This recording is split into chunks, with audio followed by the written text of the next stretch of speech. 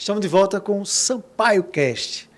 Gente, a gente fica preocupado que a gente começa a ler matérias, não só daqui de Alagoas, mas de outros estados, e que está acontecendo uma coisa assim, em São Paulo, um surto de meningite. E assim, a gente preocupado com isso, muitas pessoas, como notícia hoje vai para todo mundo, é global a notícia, a gente trouxe a doutora Sara Dominique, que é infectologista, para explicar o que é a meningite. Muito obrigado, doutora Sara, pela sua presença. O que é a meningite? Eu que agradeço, Gigi, é um prazer imenso estar aqui levando informação. Obrigada pelo convite e o espaço. Bom, a meningite é uma inflamação dos tecidos que revestem o cérebro, porque o cérebro ele não encosta diretamente na calota craniana, que é o crânio, por ser um osso, o cérebro sofreria danos e até sangramentos.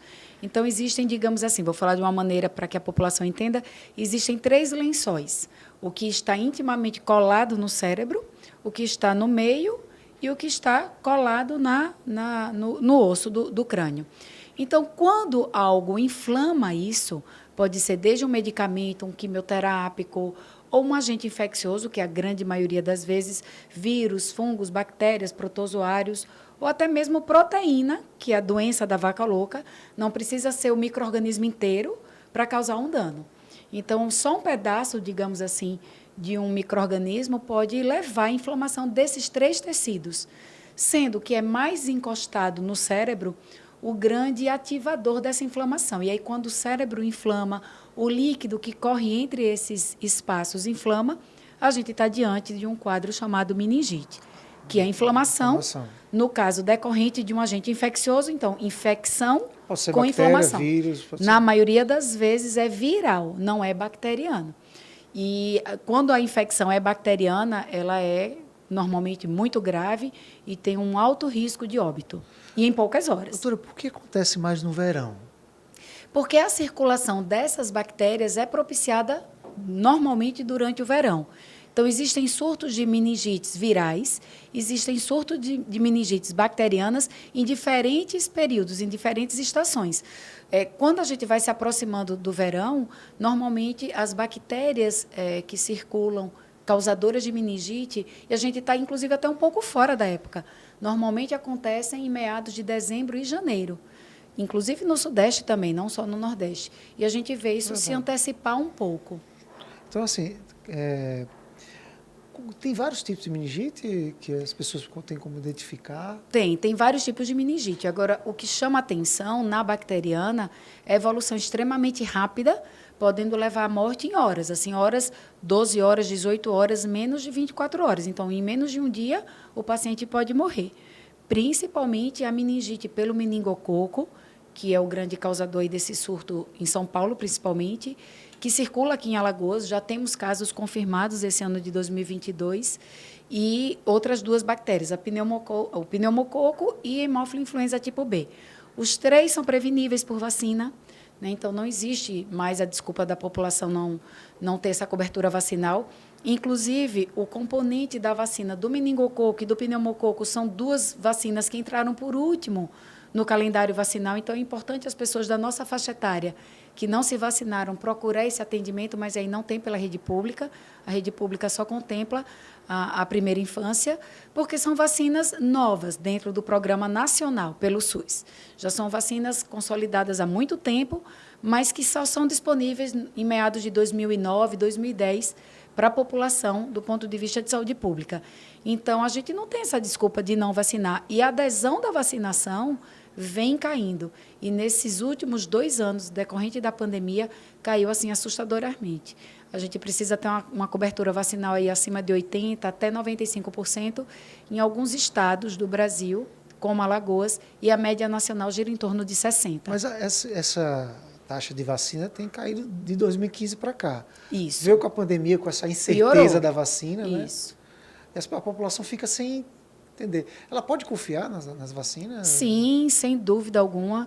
O cenário da meningite por pneumococo, por meningococo e hemófilo influenza é muito grave. Acontece muito em crianças abaixo de 5 anos, principalmente crianças abaixo de 1 ano. E, assim, o cenário é muito desastroso. Você pode ter membros amputados, porque faz um quadro de coagulação dentro dos vasos, semelhante a uma Covid, a um vírus da influenza, e você perde as extremidades.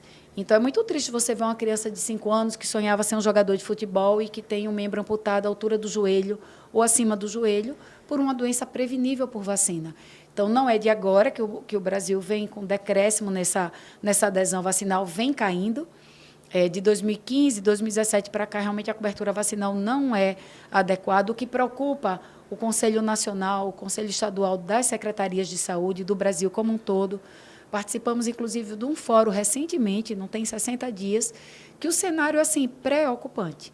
Né? E o Sudeste já dá esse alerta. Antigamente eram tantas campanhas, eu lembro que... Campanhas, cobrança. Até mesmo pequeno. Pois faz parte da vida da gente. Assim, vale a pena, sabe, GG, utilizar desse espaço que atinge um público muito grande, principalmente do interior do estado, onde tem uma carência e até uma falta de compreensão. E são tantas fake news e um movimento anti-vacina. Vacina tem efeito adverso? Tem, mas o benefício é superior. As vacinas que protegem contra essas 3 meningites graves bacterianas estão preconizadas há décadas no Brasil. Já estão sendo trabalhadas há muito tempo. Há muito já tempo. Testadas. Sim, o Programa Nacional de Imunização vacina os brasileiros desde o final da década de 70. Não há por que ter esse temor. Claro que a vacinação de Covid colocou aí em xeque-mate muitas questões de vacina. Existe um movimento anti-vacina na Europa, mas a população não tem o que temer. Tem que temer a doença, né, que realmente leva a óbito e que é preocupante, principalmente em crianças abaixo de 5 anos.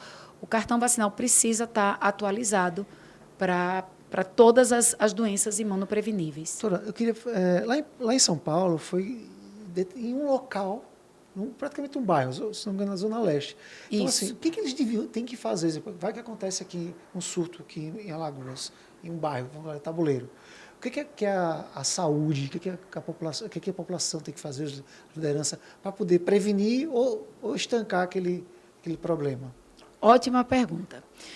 Já existe uma medida adotada do ponto de vista de saúde sanitária, né, que engloba desde a família, o clã familiar daquele caso acometido. Então, são medidas que a gente toma no âmbito do hospital ou da unidade básica de saúde e medidas que extrapolam os muros do hospital, ou seja, a nível de secretaria municipal ou estadual, através da vigilância sanitária.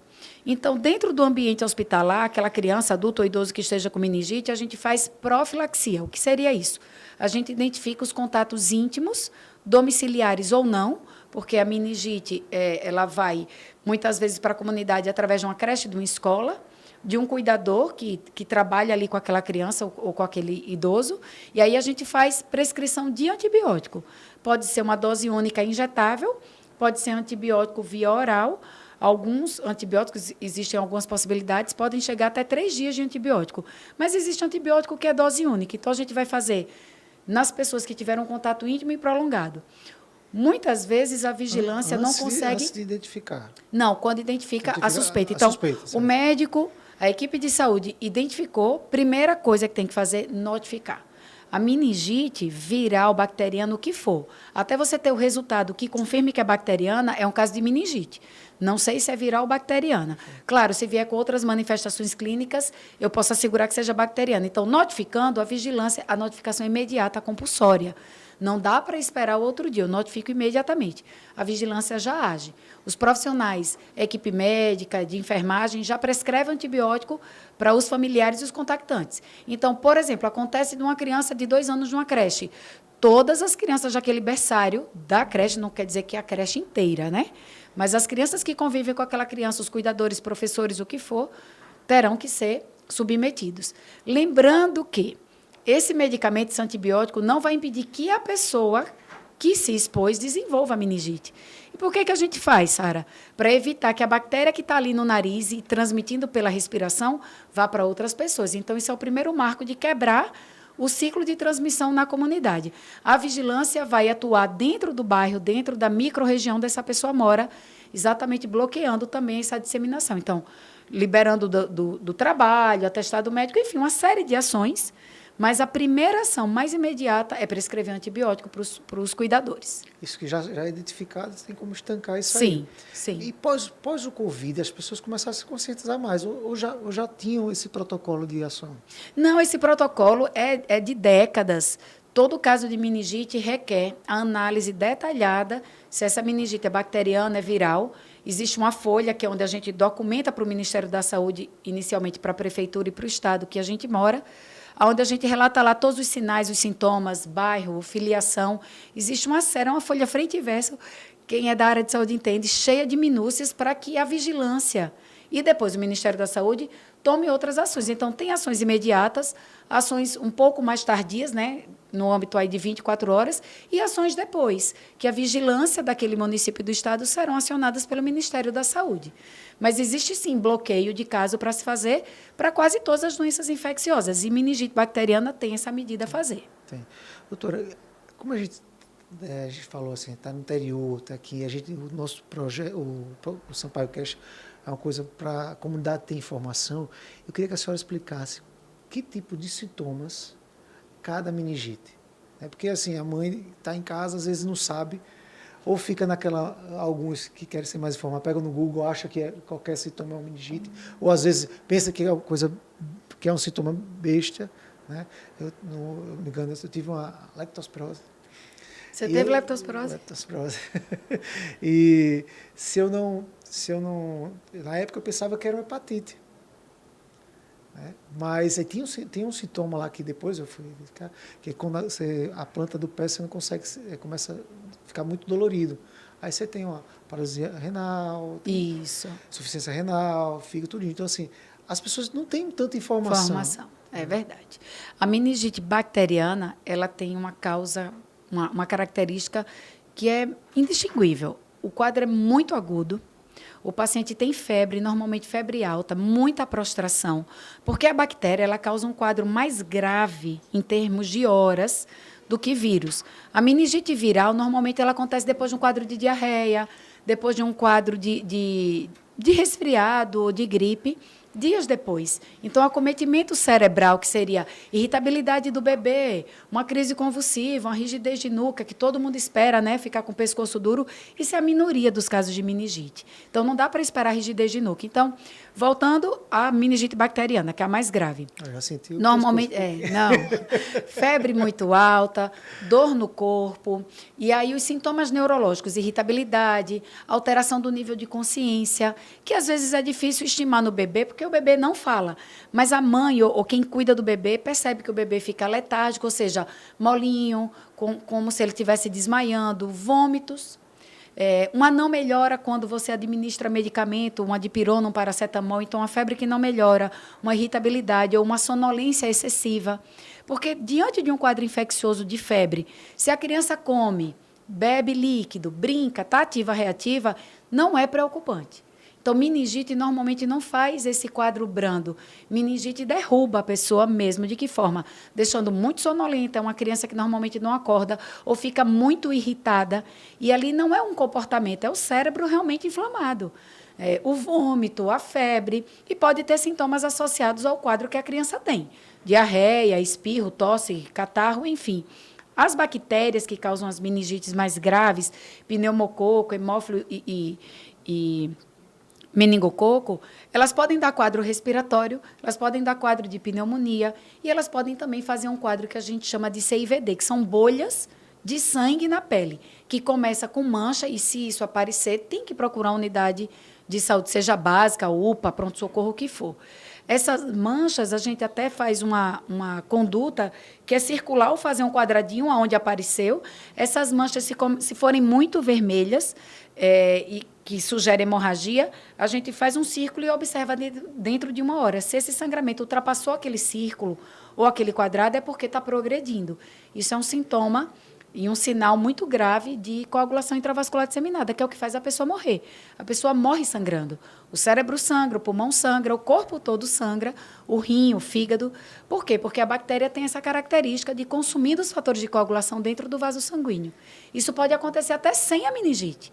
Então, o paciente que começa com febre e mancha pelo corpo, e essa mancha progride muito rápido, isso é um dos principais sintomas que a família tem que levar para a unidade básica. Quanto antes. O quanto antes.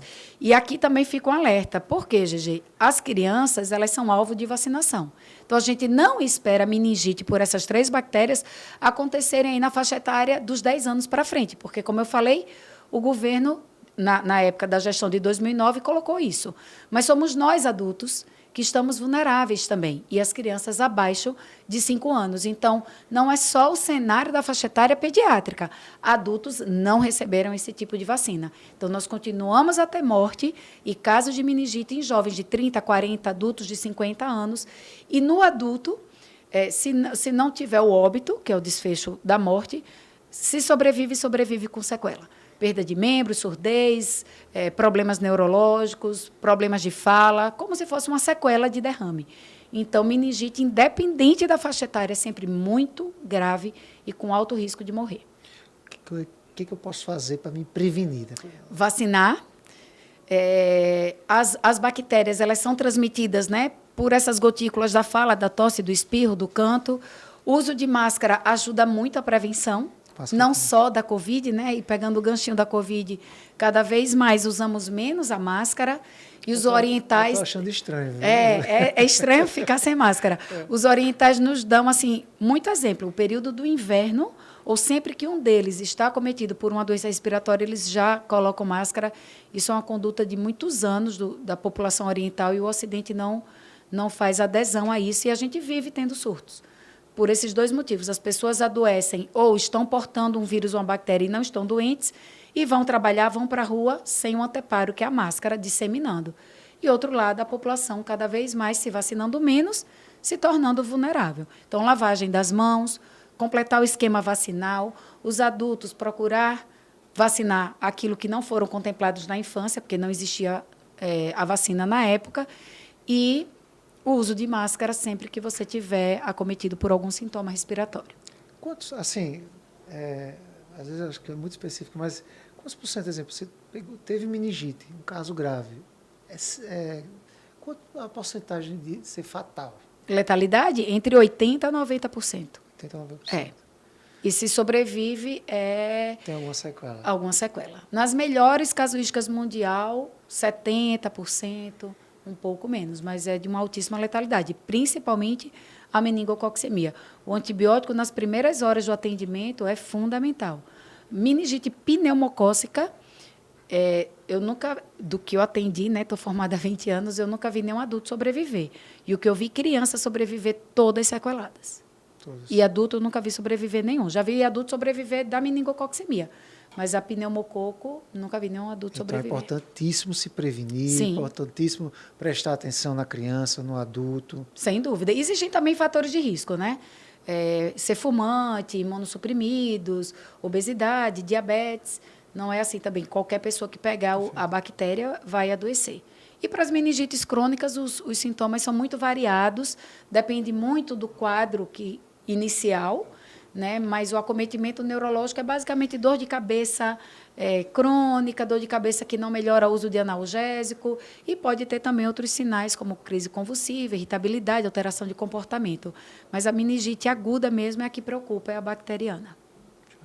Tem algum recado em relação à meningite para a gente passar para a população? Vacinação e vacinação. E aproveitar o ganchinho aqui e falar também de poliomielite, que a cobertura vacinal está desesperadora, em torno aí de 34%, e a meta é 95%.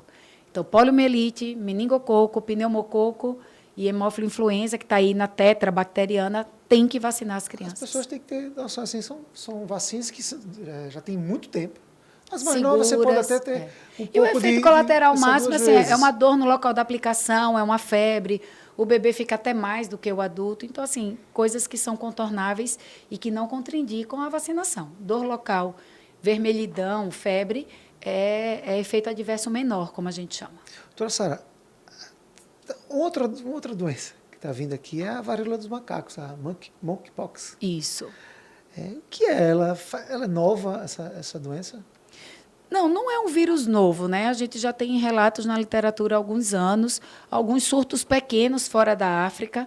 O vírus da varíola humana, que é um primo dessa varíola do macaco, já foi erradicado do mundo desde 1980, mas outros vírus da varíola, que na verdade é uma família de vírus, eles vão ganhando mutação. E é assim, GG, quando a gente tem uma pandemia, os outros vírus eles ficam, digamos assim, irritados, porque eles precisam sobreviver. Então, na natureza, quando há uma predominância, uma prevalência de uma doença, e a pandemia, por quase 2 anos, né, legitimou aí só o vírus da Covid. Os outros vírus vieram à tona. Tanto é que, além do vírus da varíola do macaco, que ganhou mutação, ganhou força em disseminação na comunidade fora da África, tivemos também reaparecimento de Zika e chikungunya, que desde 2017 a gente não tinha e não esperávamos. Esperávamos dengue, que todo ano tem, mas Zika e chikungunya não. Então, tivemos também outros vírus, como o Coxsackie vírus, causando aí a febre do tomate. Então, assim, os vírus eles ficam acumulando mutação, porque é uma característica do vírus na natureza sobreviver, seja em plantas, animais ou nós seres humanos, né? E o vírus da varíola do macaco é isso, é um vírus primo da varíola, causa um quadro, na maioria das vezes, brando, mas grave. que não tão grave, mas que, num cenário de imunossupressão, idoso, criança abaixo de 10 anos, pode causar um quadro grave, inclusive com a forma de meningite pelo vírus da varíola. Também. Além das lesões de pele, quanto mais lesões de pele e acometimento de órgãos internos, cérebro, pulmão, que é a pneumonite pelo vírus, maior a gravidade. Porque na varíola do macaco a gente tem visto muitas fotos, né? A internet hoje passa muito, né? E muitas marcas, as pessoas têm muitas marcas. Na monkeypox, né? Na varíola dos macacos, ele começa, você já tem os sintomas logo ou demora um pouco? Os primeiros sintomas, e aqui no Brasil a gente não viu muito, seriam sintomas inespecíficos, de dor de garganta, febre, dor de cabeça, uma prostração. Mas aqui no Brasil, esses sintomas não antecederam a lesão da pele, né? Que é isso que a população conhece mais, que começa como se fosse uma picada de inseto, que a gente chama como pápula, e progride com conteúdo de líquido, que seria a vesícula. Essa vesícula pode ficar com conteúdo transparente. Parece com a catapora? Faz diagnóstico com herpes, o vírus da catapora, que é um outro tipo de herpes, com impetigo, que é infecção por bactérias, com outro vírus que chama molusco contagioso. Todos fazem essa característica de bolinha com conteúdo transparente ou conteúdo de pus.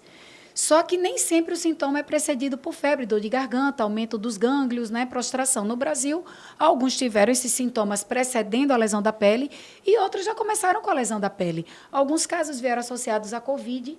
Inclusive, um dos casos aqui de Alagoas foi monkeypox com Covid. E o paciente teve um quadro bem exuberante de faringoamidalite. E o diagnóstico de monkeypox apenas com 2 lesões, não foi um quadro tão exuberante. Então, a superinfecção por mais de um agente infeccioso também pode acontecer.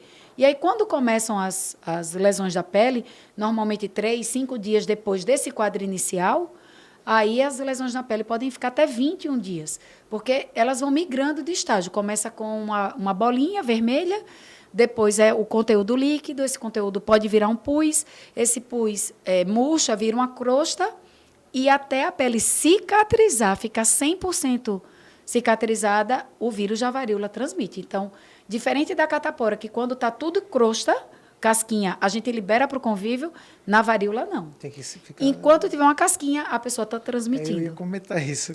Transmite. É extremamente contagioso, extremamente infeccioso. Como é que a pessoa, se a pessoa está com a varíola dos macacos, ela pode passar para outra pessoa de que forma? Desde o contato com o lençol e a roupa ao contato próximo. Então, a transmissão se dá pela secreção respiratória, as gotículas, e também o contato da pele, que é mais eficaz na transmissão do que a respiração. Então, um objeto que pegue... Então, eu estou com varíola, peguei na caneca, essa caneca fica contaminada há dias, 5 dias, 7 dias. O tecido, o enxoval, fica até 56 dias. Então, cuidar, a pessoa já curou da varíola, e o vírus da varíola dos macacos fica ali nas vestimentas, fronha, travesseiro, toalha, enfim. Mais de um mês, né? Quase 2 meses. Então, o manuseio disso tem que ter todo um cuidado. Entendi. Ela é branda, como você falou, é branda, tem um tratamento é muito complicado. Tem tratamento que é cuidado, higiene da pele. Se a pessoa tiver febre, faz uso de analgésico comum. Não pode, de jeito nenhum, tomar anti-inflamatório. Nenhum anti-inflamatório, porque como uma doença viral, pode fazer quadros hemorrágicos graves, né? Não é só para varíola, é para qualquer. Tem uma meningite. Isso. Não, sangramento mesmo, a pessoa morrer sangrando. E também evitar o uso de corticoide, porque progride a replicação do vírus. Os antivirais que estão preconizados no Brasil são para as formas graves. Então, a gente não tem, como o tratamento de gripe, um remédio que a gente compre na farmácia para tomar. Eu falo para as pessoas sempre assim, pessoal, tenham cuidado com que você vai tomar um antibiótico. Quando você vai tomar, que tem muita gente que toma sem prescrição. Tem que procurar um médico. Eu vou dar um exemplo meu. Quando eu tive a leptospirose, eu era mais novo, tinha uma gripe, eu passava um antibiótico. Tinha uma gripe, passava um medicamento.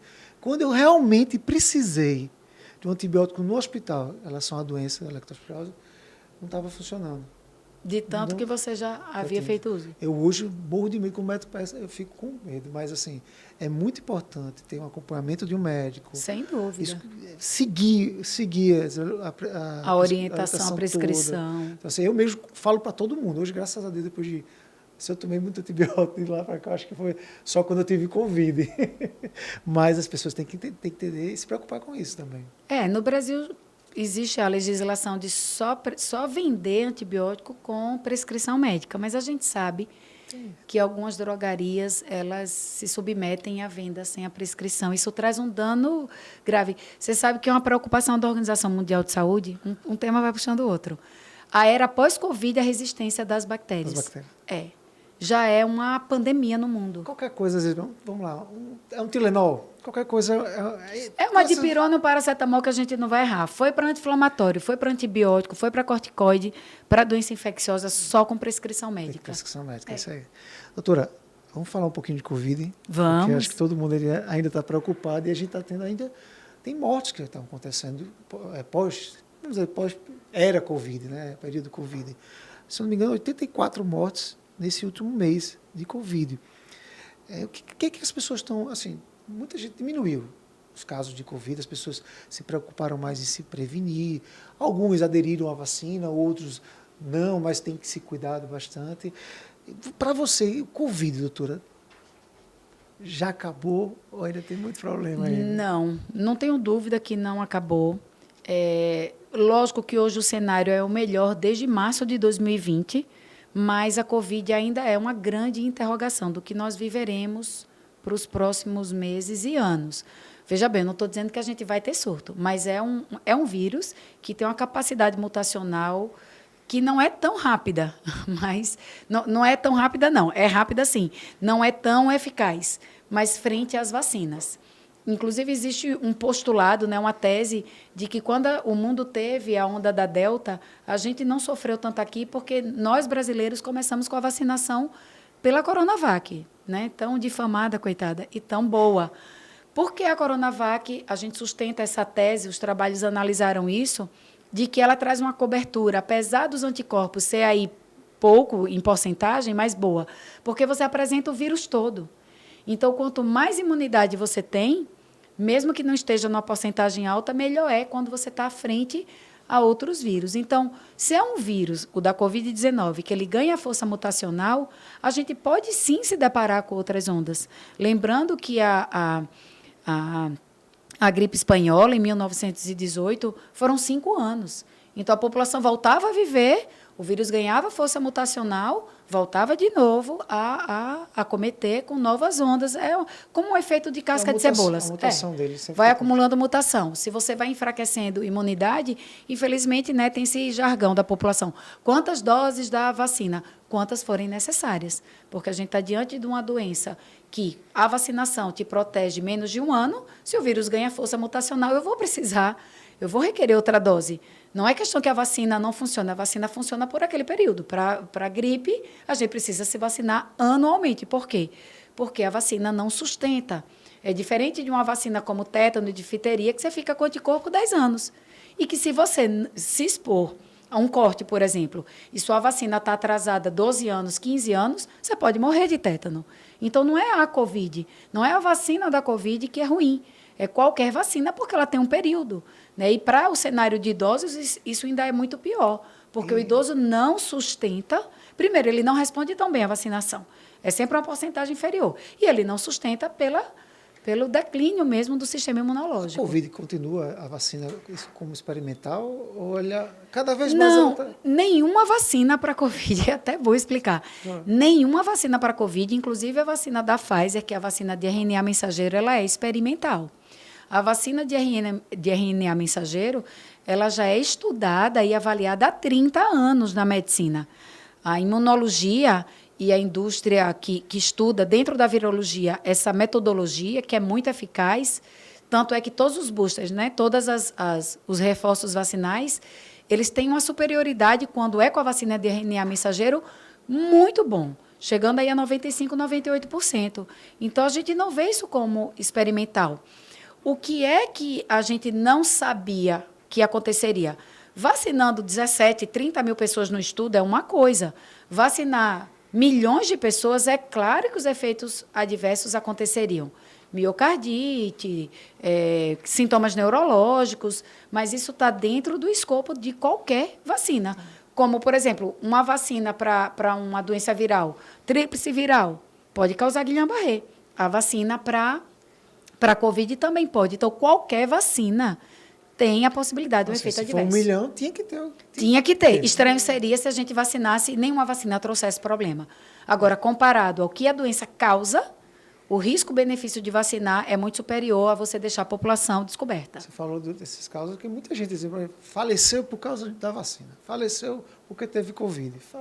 A população fica sem, não ouvir falar, não ouvir dizer. Infelizmente, a comunidade científica, principalmente médica, é que falhou.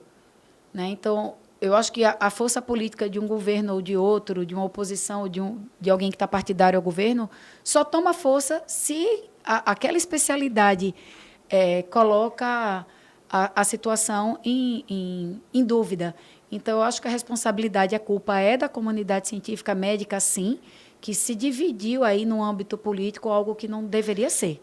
A prioridade tem que ser a população. Para mim, a responsabilidade é do médico, né? Então, vacina, para mim, não tem o que se discutir. E os políticos se aproveitaram dessa situação e colocou a doença no cenário político. E só quem perde é a população com tanta desinformação. A gente discute o óbvio, que é a vacina. Covid, graças a Deus, melhorou bastante. Pessoal, eu queria que a senhora passasse mais para as pessoas como se prevenir cada vez mais. Se preocupar com a criança, se preocupar com o idoso. O que as pessoas têm que fazer mais? Porque a Covid também os sintomas mudaram. Não são os mesmos sintomas do início. O que eles têm que fazer agora para se prevenir mais? Volto às mesmas dicas das meningites, né? Lavagem das mãos, vacinação, o cuidado, principalmente lavar as mãos ao manusear um idoso, principalmente acamado, e crianças. Incentivar, orientar a criança à higienização. Não só para Covid, meningite, mas para tantas doenças infecciosas, desde uma conjuntivite a um quadro de diarreia, um rotavírus, que as mãos são um grande veículo. Limpeza de aparelho de telefone, banho quando a gente volta da rua. As medidas que a gente aprendeu com a Covid, colocar aí para a vida da gente eternamente. Doutora, muito obrigado, doutora Sara, pela sua presença. Estamos de portas abertas. Venha mais vezes para cá. Não, Josi? Josi apareceu agora aqui, né, Josi? Eu que agradeço. Estou me sentindo em casa aqui. Muito obrigada pelo espaço. Espero ter ajudado a população de alguma forma. Muito, muito, muito. A gente vai encerrar, mas eu queria mandar um abraço para o pessoal do SESMAC, do TheCast, né? TheCast aqui do Destrave, né? O Jaelson. O Jaelson esteve com a gente. Está no YouTube, não está? Tem o site daqui e o contato também. Nossa entrevista com o Jaelson está no YouTube do YouTube da TV Sampaio. Mas assim, se você quer entrar nas nossas redes sociais também, tvsampaio.com.br, está o WhatsApp, está o nosso Instagram, está o nosso YouTube também lá. Né? E o do Jaelson colocou daqui, do Estrave também. E também para o pessoal do SESMAC, mandar um abraço para o pessoal do SESMAC, que tem sido um parceiro nosso. É uma universidade que, assim, acho que todos viveram lá, ou fizeram uma graduação, fizeram uma pós-graduação, ou fizeram algum curso, mas faz parte dos alagoanos, vai fazer 50 anos. Somos de lá, né, Josi? Você também é de lá. Então, assim, é uma universidade que tem sido parceiro da TV Sampaio, do Sampaio Cast.